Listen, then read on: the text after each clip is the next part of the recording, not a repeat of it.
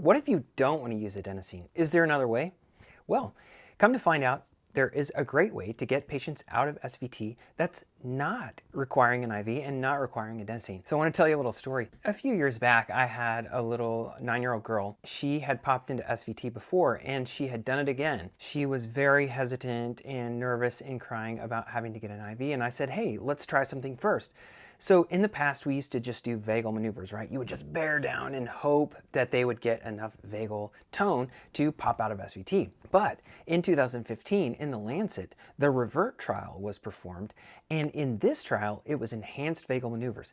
In the REVERT trial, what they do is while they're sitting up, you have them blow for 15 seconds as hard as you can, trying to move the plunger of a 20 cc syringe.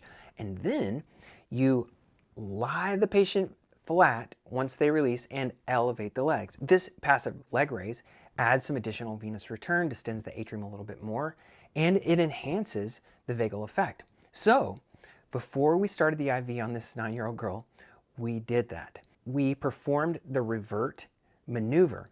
The parents were sitting watching the monitor, and when they saw her convert from SVT into sinus rhythm, they both jumped up and cheered, and it was a great moment. And the child started crying even more because she was so happy that she didn't have to get an IV. So the next time you need to get a patient out of SVT, before you reach for adenosine, maybe try enhanced vagal maneuvers first, and specifically those used in the REVERT trial.